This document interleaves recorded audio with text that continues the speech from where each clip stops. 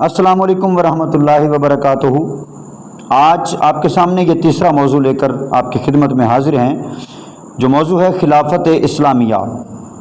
خلافت اسلامیہ حضرت ذو النورین عثمان غنی رضی اللہ تعالی عنہم کی شہادت سے فتنوں کا ایک غیر منقطع سلسلہ شروع ہو جاتا ہے۔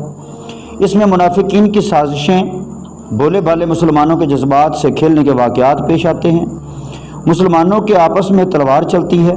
مسلمان بھی وہ جو خیر الخلائق بعد الانبیاء کہلانے کے مستحق ہیں۔ خلافت کا سلسلہ جب امیر معاویہ پر پہنچتا ہے تو حکومت میں خلافت راشدہ کا وہ مثالی رنگ نہیں رہتا جو خلفائے راشدین کی حکومتوں کو حاصل تھا۔ حضرت امیر معاویہ کو مشورہ دیا جاتا ہے کہ زمانہ سخت فتنہ کا ہے، آپ اپنے بعد کے لیے کوئی ایسا انتظام کریں کہ مسلمانوں میں پھر تلوار نہ نکلے اور خلافت اسلامیہ پارا پارا ہونے سے بچ جائے۔ ان حالات میں یہاں تک کوئی نامعقول یا غیر شرعی بات بھی نہ تھی، لیکن اس کے ساتھ ہی آپ کے بیٹے یزید کا نام مابعد خلافت کے لیے پیش کیا جاتا ہے۔ کوفہ سے 40 مسلمان آتے ہیں یا بھیجے جاتے ہیں کہ معاویہ سے اس کی درخواست کریں کہ آپ کے بعد آپ کے بیٹے یزید سے زیادہ کوئی قابل اور ملکی سیاست کا ماہر نظر نہیں آتا، اس کے لیے بیعت خلافت لی جائے۔ حضرت معاویہ کو شروع میں کچھ تعطل بھی ہوتا ہے، اپنے مخصوص سین سے مشورہ کرتے ہیں، ان میں اختلاف ہوتا ہے، کوئی موافقت میں رائے نہیں دیتا، کوئی مخالفت میں یزید کا فسق و فجور بھی اس وقت تک کھلا نہیں تھا۔ بالآخر بیعت یزید کا قصد کر لیا جاتا ہے۔ اسلام پر بیعت یزید کا حادثہ یعنی کہ نقصان۔ شام و عراق میں معلوم نہیں کس طرح لوگوں نے یزید کے لیے بیعت کا چرچا کیا اور یہ شہرت دی گئی کہ شام و عراق کو فرد بصرہ یزید کی بیعت پر متفق ہو گئے ہیں۔ اب حجاز کی طرف رخ کیا گیا۔ حجاز کے رخ کے بعد حضرت امیر معاویہ کی طرف سے امیر مکہ پہنچے۔ اس کام کے لیے مامور کیا گیا مکہ مدینہ حامل مردوان تھا، جس نے خطبہ دیا کہ لوگوں سے کہا کہ امیر المومنین معاویہ ابو بکر عمر کی سنت کے مطابق یہ چاہتے ہیں کہ اپنے بعد کے لیے یزید کی خلافت پر بیعت لی جائے۔ عبد الرحمن بن ابی بکر کھڑے ہوئے اور کہا کہ یہ غلط ہے، یہ ابو بکر و عمر کی سنت نہیں بلکہ کیس و کسرہ کی سنت ہے۔ ابو بکر و عمر نے خلافت اپنی اولاد میں منتقل نہیں کی اور نہ اپنے کنبہ و رشتہ میں۔ حجاز کے عام مسلمانوں کی نظریں اہل بیت و اطہار پر لگی ہوئی تھیں، خصوصاً امام حسین بن علی پر، جن کو وہ بجا طور پر حضرت امیر معاویہ کے بعد مستحق خلافت سمجھتے تھے۔ اس میں امام حسین حضرت عبداللہ بن عمر، عبد الرحمن بن ابی بکر، عبداللہ بن زبیر رضی اللہ تعالیٰ عنہم، عبداللہ بن عباس کی رائے کے منتظر تھے کہ وہ کیا کرتے ہیں۔ ان حضرات کے سامنے اول تو کتاب و سنت کا یہ اصول تھا کہ خلافت اسلامیہ خلافت نبوت ہے، اس میں یہ وراثت کا کچھ کام نہیں کہ باپ کے بعد بیٹا خلیفہ ہو، بلکہ ضروری ہے کہ آزادانہ انتخاب سے خلیفہ کا تقرر کیا جائے۔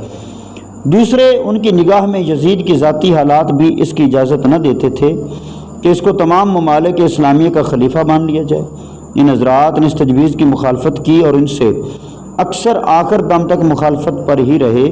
اس حق گوئی اور حمایت حق کے نتیجہ میں مکہ مدینہ میں، کوفہ کربلا میں قتل عام کے واقعات پیش آئے۔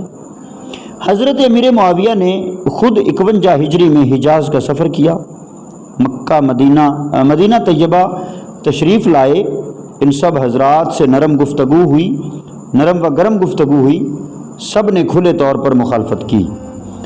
امیر معاویہ حضرت عائشہ صدیقہ رضی اللہ تعالیٰ عنہ سے شکایت کی کہ ان کی نصیحت کے پاس تشریف لے گئے اور ان سے یہ شکایت کی کہ یہ حضرات میری مخالفت کرتے ہیں۔ ام المؤمنین نے ان کو نصیحت کی کہ میں نے سنا ہے کہ آپ ان پر جبر کرتے ہیں اور قتل کی دھمکی دیتے ہیں، آپ کو ہرگز ایسا نہ کرنا چاہیے۔ امیر معاویہ نے فرمایا کہ یہ غلط ہے، وہ حضرات میرے نزدیک واجب الاحترام ہیں، میں ایسا نہیں کر سکتا، لیکن بات یہ ہے کہ شام و عراق اور عام اسلامی شہروں کے باشندے یزید کی بیعت پر متفق ہو چکے ہیں، بیعت خلافت مکمل ہو چکی ہے، اب یہ چند حضرات مخالفت کر رہے ہیں، اب آپ ہی بتائیے کہ مسلمانوں کا کلمہ ایک شخص پر متفق ہو چکا ہے اور ایک بیعت مکمل ہو چکی ہے، کیا میں اس بیعت کو مکمل ہونے کے بعد توڑ دوں؟ ام المومنین نے فرمایا یہ تو آپ کی رائے ہے، آپ جانیں، لیکن میں یہ کہتی ہوں کہ ان حضرات پر تشدد نہ کیجیے، احترام و رفق کے ساتھ ان سے گفتگو کیجیے۔ حضرت امیر معاویہ نے ان سے وعدہ کیا کہ میں ایسا ہی کروں گا۔ امام حسین عبداللہ بن زبیر حضرت امیر معاویہ کے قیام مدینہ کے زمانہ میں یہ محسوس کرتے تھے کہ ہمیں مجبور کیا جائے گا، اس لیے میں اہل و عیال مکہ مکرمہ پہنچ گئے۔ عبداللہ بن عمر اور عبد الرحمن بن ابی بکر حج کے لیے مکہ تشریف لے گئے۔ امیر معاویہ مکہ میں مدینہ کے بعد حضرت معاویہ حج کے لیے مکہ مکرمہ تشریف لائے۔ یہاں اول حضرت عبداللہ بن عمر کو بلایا اور فرمایا، اے ابن عمر، تم مجھ سے کیا کہتے تھے کہ مجھے ایک رات ایسی گزارنا پسند نہیں جس میں میرا کوئی امیر نہ ہو۔ میں نے اس امر کے پیش نظر اپنے بعد کے لیے یزید کی خلافت پر بیعت لی ہے کہ میرے بعد مسلمانوں میں افراتفری نہ پھیلے۔ سب مسلمان اس پر متفق ہو گئے۔ تعجب ہے کہ آپ اختلاف کرتے ہیں۔ آپ کو متنبہ کرتا ہوں کہ مسلمانوں کے جمع شدہ نظم و نسق کو اور فساد نہ پھیلائیں۔ حضرت عبداللہ ابن عمر نے حمد و ثنا کے بعد فرمایا کہ آپ سے پہلے بھی خلفاء تھے اور ان کی بھی اولاد تھی، آپ کا بیٹا کچھ ان کے بیٹوں سے بہتر نہ ہے، مگر انہوں نے اپنے بیٹوں کے لیے وہ رائے قائم نہیں کی جو آپ اپنے بیٹے کے لیے کر رہے ہیں۔ انہوں نے مسلمانوں کے اجتماعی مفاد کو سامنے رکھا۔ آپ مجھے تفریق ملت سے ڈراتے ہیں، سو آپ یاد رکھیں کہ میں تفرقہ بین المسلمین کا سبب ہرگز نہ بنوں گا۔ میں مسلمانوں کا ایک فرد ہوں، اگر سب مسلمان کسی راہ پر پڑ گئے تو میں بھی ان میں شامل ہو جاؤں گا۔ اس کے بعد عبد الرحمن بن ابی بکر سے اس معاملہ میں گفتگو فرمائی اور انہوں نے شدت سے انکار کیا کہ میں کبھی اس کو قبول نہیں کروں گا۔ پھر عبداللہ بن زبیر کو بلا کر خطاب کیا، انہوں نے بھی ایسا ہی جواب دیا۔ اجتماعی طور پر معاویہ کو صحیح مشورہ۔ اس کے بعد حضرت حسین بن علی رضی اللہ تعالیٰ عنہم اور عبداللہ بن زبیر وغیرہ جا کر حضرت معاویہ سے ملنے اور ان سے کہا کہ آپ کے لیے یہ کسی طرح مناسب نہ ہے کہ اپنے بیٹے یزید کے لیے بیعت پر اصرار کریں۔ ہم آپ کے سامنے 3 صورتیں رکھتے ہیں جو آپ کے بیشتروں کی سنت ہے۔ آپ وہ کام کریں جو رسول اللہ صلی اللہ علیہ وسلم نے کیا، اپنے بعد کے لیے کسی کو متعین نہیں فرمایا بلکہ مسلمانوں کی رائے عامہ پر چھوڑ دیا، یا وہ کام کریں جو ابو بکر نے کیا، ایک ایسے شخص کا نام پیش کیا جو نہ ان کے خاندان کا تھا اور نہ کوئی قریبی رشتہ دار تھا، یا وہ صورت اختیار کریں جو حضرت عمر نے کی کہ اپنے بعد کا معاملہ 6 آدمیوں پر دائر کر دیا۔ اس کے سوا ہم کوئی چوتھی صورت نہیں سمجھتے اور نہ قبول کرنے کے لیے تیار ہیں۔ مگر امیر معاویہ کی اپنی اس رائے پر اصرار رہا تو اب یزید کے ہاتھ پر بیعت مکمل ہو چکی ہے، اس کی مخالفت آپ لوگوں کو جائز نہیں ہے۔ سادات اہل حجاز کا بیعت یزید سے انکار۔ حضرت امیر معاویہ کی زندگی میں تو یہ معاملہ یہیں تک رہا کہ شام و عراق کے تو عام لوگوں نے یزید کی بیعت کو قبول کر لیا، اور دوسرے حضرات نے جب یہ دیکھا کہ یزید مسلمانوں کی بڑی تعداد جمع ہو گئی ہے تو بحالت مجبوری انہوں نے بھی مسلمانوں کے انتشار اور تفرقہ سے بچانے کے لیے اس کی بیعت قبول کر لی۔